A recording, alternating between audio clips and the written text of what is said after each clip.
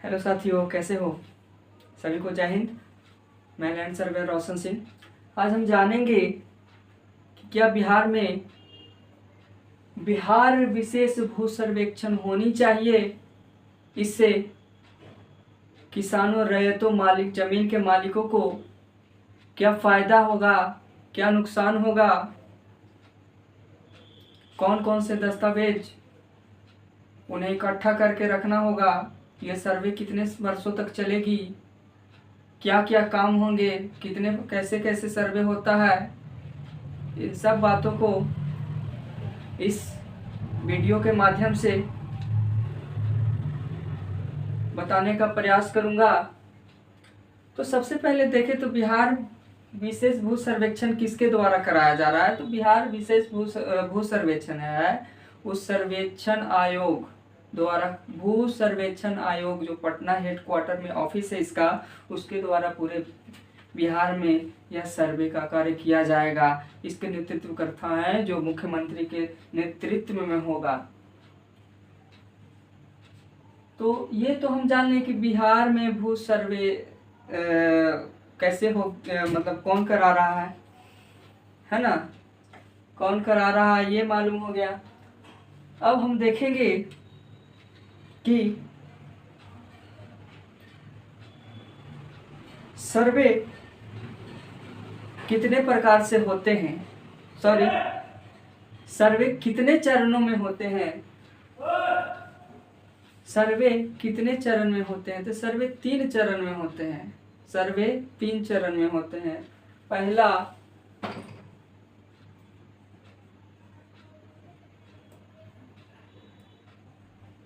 दूसरा, पहला किश्तवार, दूसरा खानापुरी और तीसरा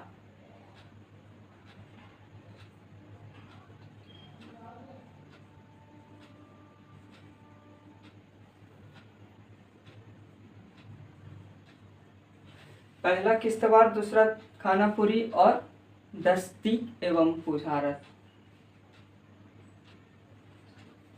तस्दीक एवं बुझारत,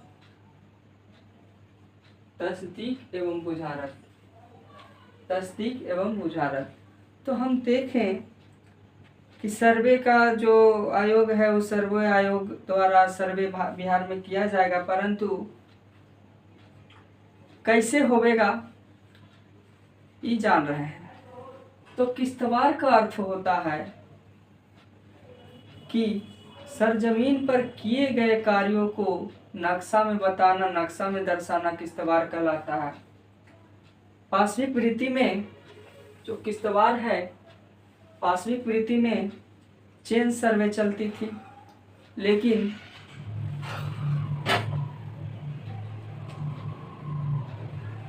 लेकिन आज आधुनिक तकनीकों का प्रयोग किया जाता है। आज है आधुनिक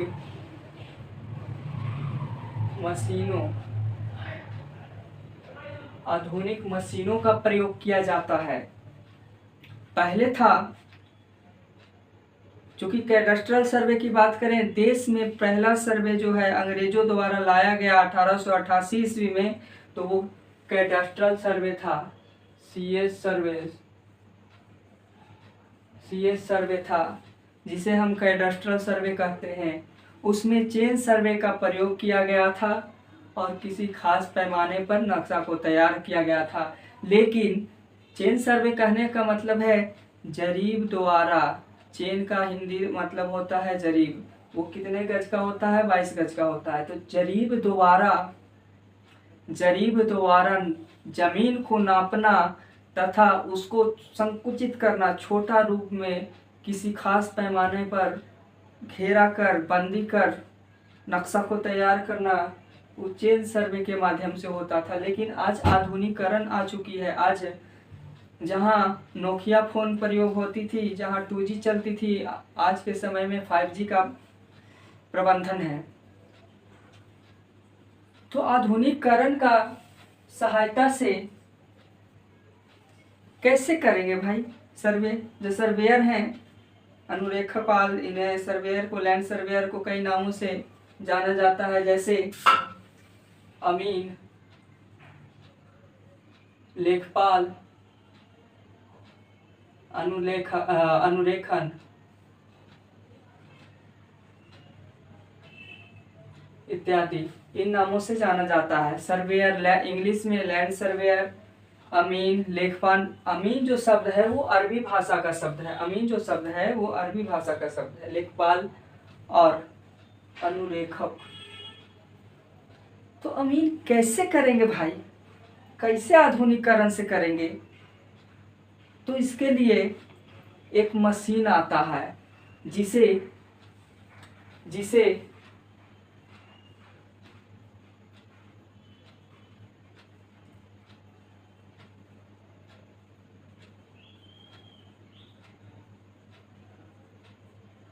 जिसे इलेक्ट्रॉनिक टोटल स्टेशन कहते हैं, जिसे इलेक्ट्रॉनिक टोटल।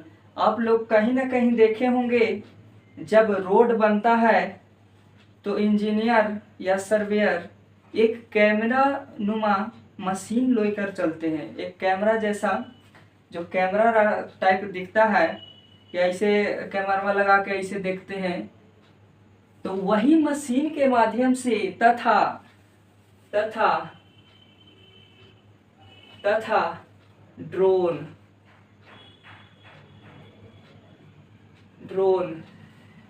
उड़नदस्तकारी इसको ड्रोन को कहा जाता है। तो इलेक्ट्रॉनिक टोटल स्टेशन के माध्यम से तो करेंगे ही करेंगे, इसके साथ ड्रोन सर्वेक्षण, ड्रोन के माध्यम से भी जमीन का सर्वे करेंगे।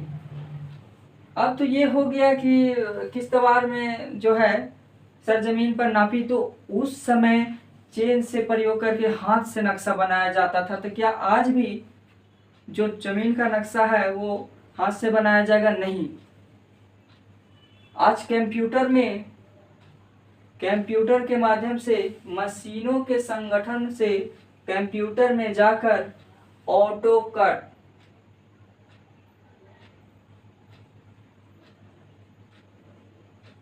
नामक सॉफ्टवेयर में जाकर उस जो इधर से फाइंड आउट होगा, जो स्टेशन टोटल स्टेशन से जो फाइंड आउट होगा, जितना भी मेजरमेंट उठेगा, जितना भी नापी उठेगा, उसे ऑटोकैड में जाकर, ऑटोकैड सॉफ्टवेयर में जाकर उस नक्शा को प्रिपेयर किया जाएगा। प्रिपेयर करने का मतलब, कहने का मतलब ये है कि उस नक्शा को तैयार किया जाएगा। और ये सर्वे जो होगा, किश्तवाड़ के काम होंगे, वो पिछले जो सर्वे हैं उससे बेहतर होगा। क्योंकि पहले इंसान के माध्यम से नापी किया जाता था, जिसमें गलतियां देखने को मिलती थी। लेकिन टोटल स्टेशन कहता है कि 1500 बार अगर मशीन का प्रयोग करेंगे मेजरमेंट उठाने में, तो 0.01% गलतियां होने की चांसेस होगी। अब समझिए कि जहाँ पे इंसान गलतियां कर रहे हैं 1500 में, मान लेते हैं 150 बार, वहां पर एक बार मात्र टोटल स्टेशन गलती करेगा, तो एक्यूरेट नक्शा जो होगा प्रिपेयर करेगा वो टोटल स्टेशन ही करेगा।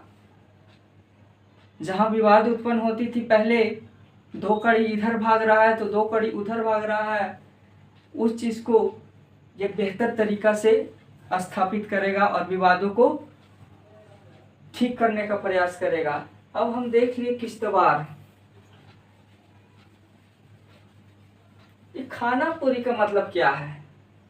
ये खानापुरी है, इसका अर्थ क्या है भाई?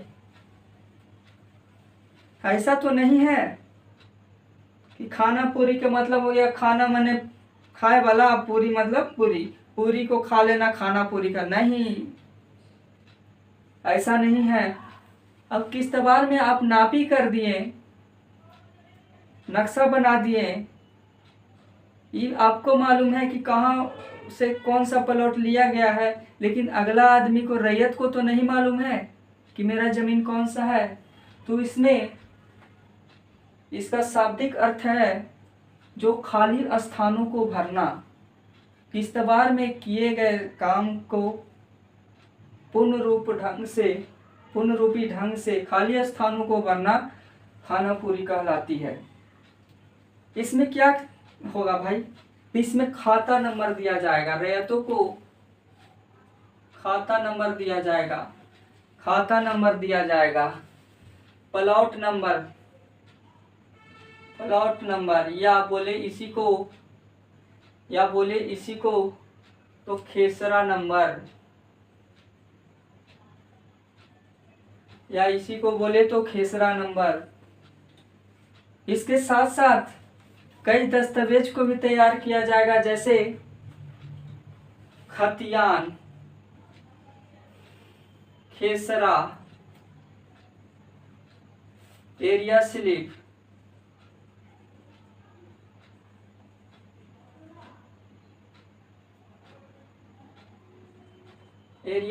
इत्यादि जैसे दस्तावेज को तैयार किया जाएगा। खतियान में दर्शाया जाएगा कि किस प्लॉट का कितना रकबा है, कौन सा नस्ल का कौन सा फसल उसमें होगा, धनहर 1 है, धनहर 2 है, धनहर 3 है, या भीट फसल है, कौन सा उस फसल में होता है। और उसमें बताया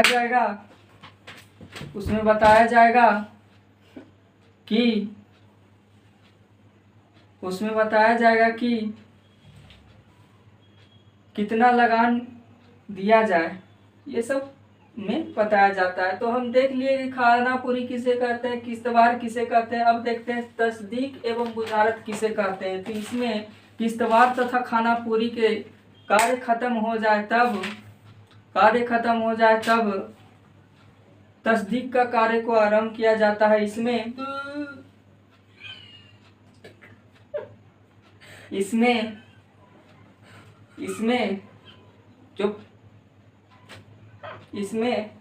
जो है जो सर्वे अधिकारी होते हैं, जैसे कानूनगो होते हैं,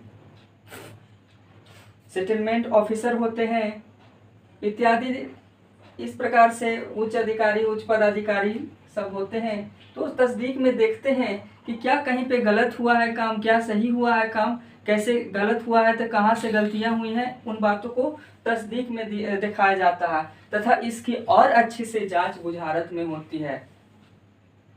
इस प्रकार से किश्तवाड़ संपन्न होता है, भू सर्वे संपन्न होती है। अब बात करते हैं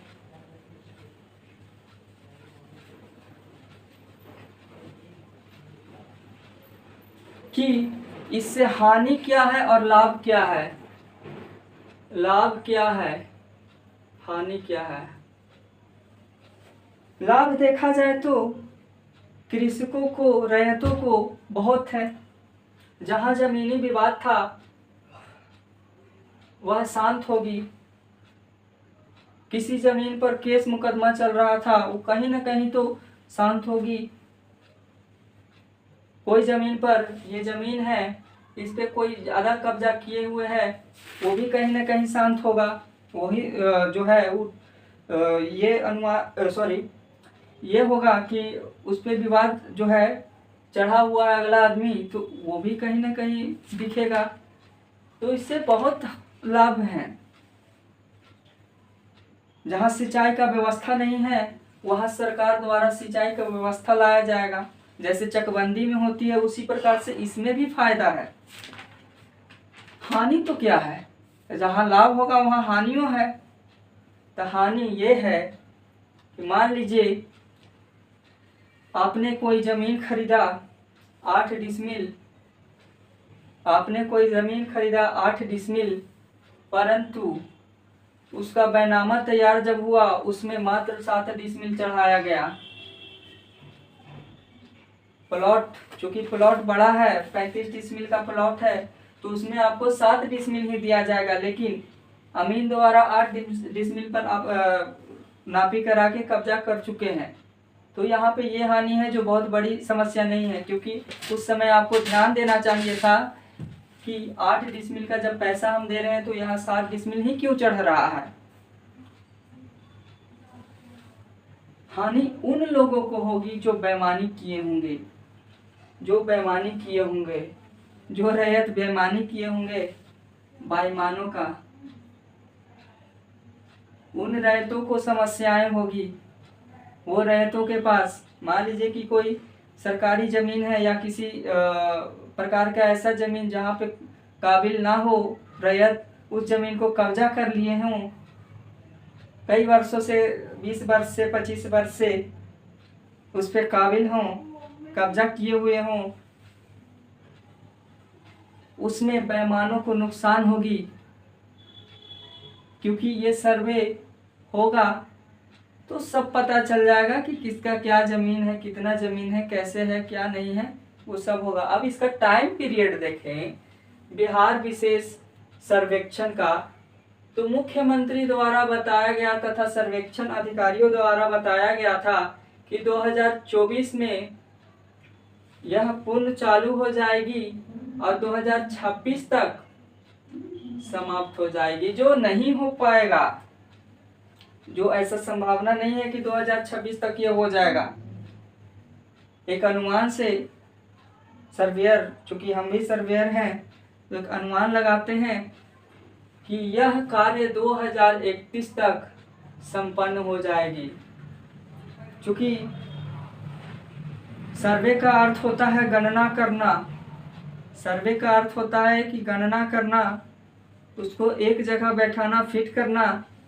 तो कैसे हो जाएगा एक साल में? आदमी का जनसंख्या थोड़ी ना गिनना है कि जनसंख्या गिन दिए हो गया, नहीं।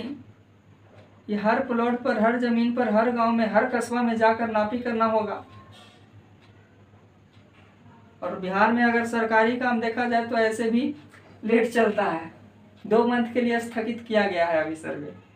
तो क्या लगता है कि 2026 में हो जाएगा? आज 2025, अप्रैल 2025 की बात कर रहा, सॉरी हाँ अप्रैल, गड़बड़ा गए थे, अप्रैल 2025 की बात कर रहा हूँ। अभी भी सर्वे स्टार्ट नहीं हुई है। तो क्या लगता है कि 2026 तक हो जाएगी? नहीं होगी, ये लिखित हम दे रहे हैं। तो 2031 तक होगा। अब रैयतों को कौन कौन सा डॉक्यूमेंट तैयार करके रखना चाहिए? कुछ ऐसे भी रैयत होंगे अभी जिनके पास अभी वो सोच में होंगे कि ऑनलाइन करना चाहिए, डॉक्यूमेंट देना चाहिए, जहाँ शिविर लगा हुआ है वहाँ पे डॉक्यूमेंट पहुँचाना चाहिए। तो उन लोगों को बता देता हूँ जो चूँकि सारा काम कर लिए हैं, वो भी दोहरा लें।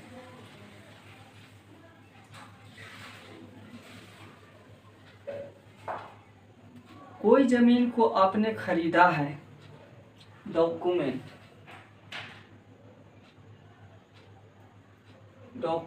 दस्तावेज, कोई जमीन को आपने खरीदा है, अगर खरीदा है, केवाला किया है या गिफ्ट डीड है, गिफ्ट डीड जिसे हिंदी में बोला जाता है दान पत्र, इस प्रकार से कुछ जमीन है, खरीदा हुआ है, गिफ्ट डीड है, दान पत्र में मिला है, तो उसमें आप सभी को प्रपत्र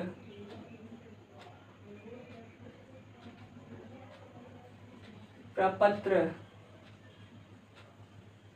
2 का प्रयोग करना होगा। फॉर्म 2 का, फॉर्म 2 का प्रयोग करना होगा। फॉर्म 2 का प्रयोग करना होगा। इसे हिंदी में बोला जाता है स्वघोषणा पत्र।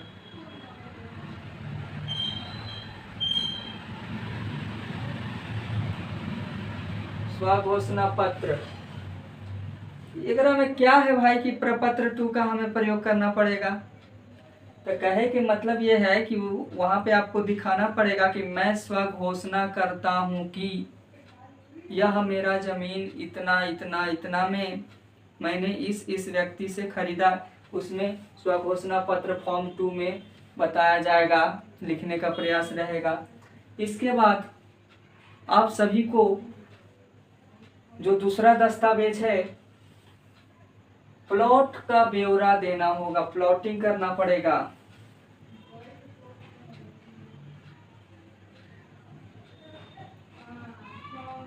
प्लॉट का ब्यौरा, एड्रेस, चौहद्दी, प्लॉट का चौहद्दी।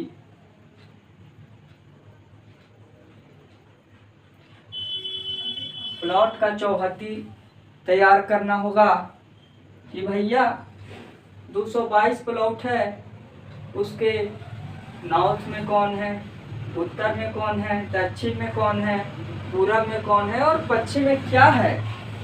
पश्चिम में क्या है, क्योंकि सर्वेयर जो होते हैं, अमीन होते हैं, वो आपके गांव के नहीं होंगे, वो कहीं दूसरे कस्बा से आते हैं, तो वो थोड़ी ना जान रहे हैं कि 222 प्लॉट के अगवा पिछवा कौन है। तो वहाँ पे आपको खुद लिखना पड़ेगा कि मान लीजिए कि नॉर्थ में है तो सड़क है, सॉरी उत्तर में क्या है, सड़क है, दक्षिण में मान लेते तालाब है, दक्षिण में तालाब है, पूरब में बोला जाए तो चनेसर चौहान है,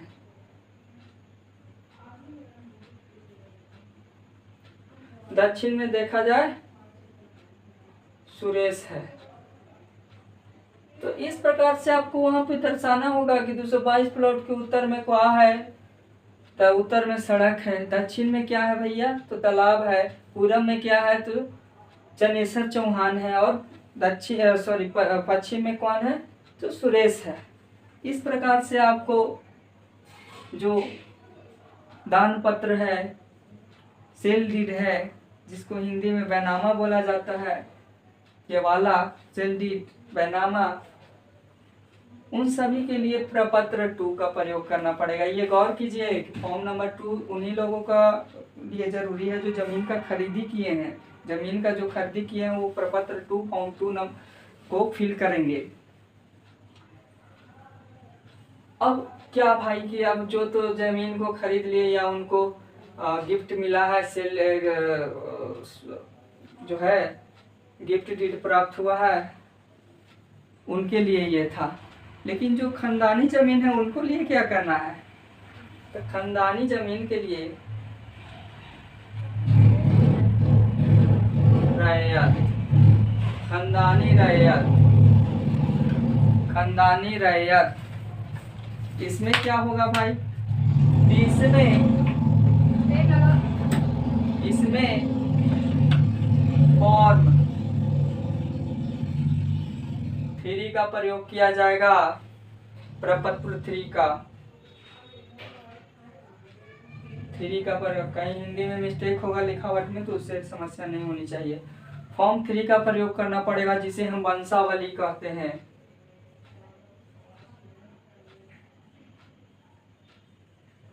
जिसे हम वंशावली कहते हैं, जिसे हम वंशावली कहते हैं। ये भैया कैसे तरह तैयार होगा, एकरा में क्या लिखना पड़ेगा, तो इसमें रैयत का नाम, रैयत का नाम। मान लीजिए कि किन्हीं के पिताजी अभी जीवित हैं, रैयत पुराने रैयत हैं जो जीवित हैं, तो भैया तो इस सेम है कि उनके ही नाम से खाता फिर खुलेगा। कुछ कुछ का कहना ये रहता है कि हमारे बाबूजी का 80 साल उम्र हो गया है, तो ऐसा नहीं हो सकता है कि हमारे नाम से खाता खुल जाए, हम लोग 3 भाई हैं तो हमारे नाम से खाता खुल जाए, तो नहीं ऐसा होगा, ऐसा नहीं होगा, कभी नहीं होगा। तो इसके लिए जो जीवित हैं रैयत, पुराने रैयत अभी अगर जीवित हैं तो उनको वंशावली खुद के नाम से बनाना पड़ेगा, तथा उनमें दर्शाना पड़ेगा कितना पुत्र है, कितना बेटा है, कितना बेटी है, कितना ये है, पोता पोती, सभी चीज को दर्शाना होगा वहां पे। और उसके बाद ग्राम पंचायत में जाकर सरपंच साहब से, ये बिहार के बात हो रहा है, बिहार के बाहर नहीं, सरपंच साहब से जाके अपना फीस कटा के, फीस है नहीं ऐसे वो घूस लेता है, फीस कटा के वंशावली को तैयार कर ले। अभी तो बता दें कि पुराना रैयत जिंदा है तो ठीक है, पुराना नया खाता खुलेगा। अगर मानते हैं कि पिताजी मर गए, माता जी मर गए, रैयत जो पुराने थे उनका देहांत हो गया, स्वर्गवास हो गया, तो वो क्या करेंगे, तो हम कहते हैं, सॉरी हम कहते नहीं हैं, ये ऐसा होता है कि जितने भी भाई हैं उनको बंटवारा नामा होना चाहिए।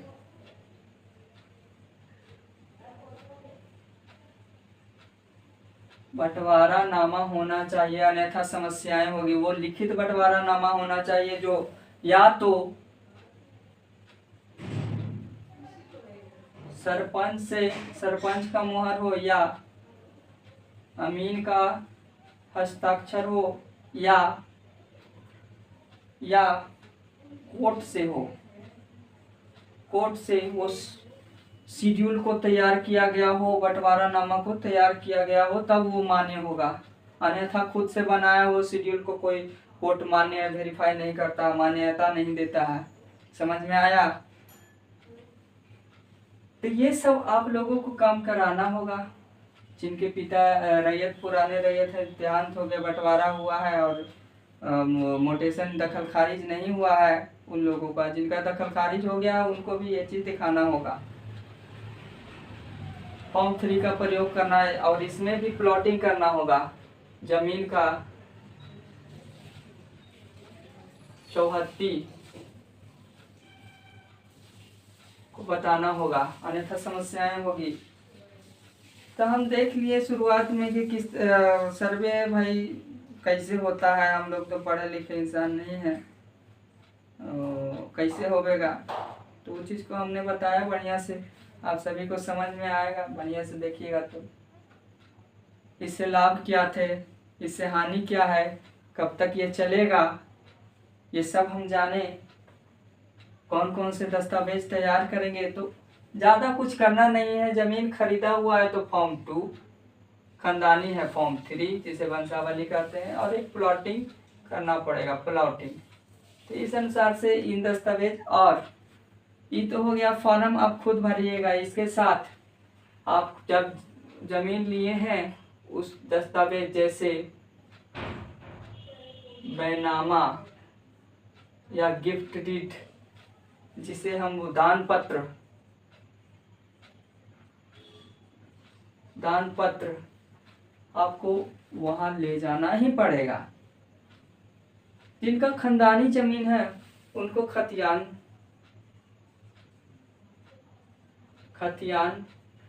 की आवश्यकता होगी। अगर खतियान नहीं होगा उनके पास तो इस दृष्टि में उन लोगों को या तो ऑनलाइन माध्यम से, ऑनलाइन या ऑफलाइन निकलवाना होगा। यदि ऑनलाइन में आपका खतियान शो करता है तो आपको 20 या पर पेज 20 या 25 रुपये पर पेज चार्ज होते हैं, वो आपको देना होगा और निकल जाएगा। लेकिन ऑफलाइन में ऐसा नहीं है, वहाँ पे 2500 रुपया तक लग सकता है। ये कैसे निकलेगा, तो जिला अभिलेखागार डिस्ट्रिक्ट रिकॉर्ड रूम में जाकर वहाँ रैयत का नाम हो गया, खाता नंबर हो गया या खेसरा नंबर हो गया, इसके माध्यम से, या कोई नाम ना हो तभी उस माध्यम से निकाला जा सकता है खतियान को। जिनके पास अगर जो है रजिस्ट्री है, रजिस्ट्री का पेपर भी भुला गया है, वो भी जाकर जिला अभिलेखागार में जाकर डिस्ट्रिक्ट रिकॉर्ड रूम में जाकर निकलवा सकते हैं। ये कब तक का हो सकता है भाई, तो एक्यूरेट बोला जाए तो 1980 से लेकर के अभी तक का, 1980 से लेकर के 2025 तक ये एक्यूरेट है। चांस ज़्यादा रहते हैं कि दस्तावेज मिल सकते हैं। अगर इससे पहले जाता है, इससे अगर पहले होता, मान लीजिए कि 1920 में कैडेस्ट्रल सर्वे हुआ था तो उस दस्तावेज को खोजना तो ये थोड़ा सा मुश्किल हो जाता है, ये थोड़ा मुश्किल हो जाता है। लेकिन 1980 से लेकर के 2025 तक का जो भी दस्तावेज होगा वो वहाँ उपस्थित रहते हैं। तो बात समझ में आया कि सर्वे क्या है, होना चाहिए कि नहीं होना चाहिए, नहीं होगा तो क्या होगा। तो होना चाहिए, बिहार में विशेष सर्वेक्षण होना चाहिए। इससे रैयतों को बहुत फायदा है तथा शहरों नगरों में भी इससे बहुत फायदा है। सड़कों का निर्माण होगी, नए नए शहरों का निर्माण होगा, इससे बहुत अच्छा होगा, है ना। तो सभी लोगों को जय हिंद। इस वीडियो के माध्यम से आप समझे होंगे और जो भी समस्याएं उत्पन्न होती है तो कमेंट कीजिए। हमारी team JP Narayan land surveyor and construction industry आपके साथ हर वक्त जुड़ी रहेगी। किन्हीं को जमीनी विवाद इस प्रकार की समस्याएं होती है तो वह YouTube के माध्यम से या सोशल मीडिया इंस्टाग्राम जो डिस्क्रिप्शन में लिंक रहेगा उसके माध्यम से पर्सनली हमसे बात कर सकते हैं। धन्यवाद।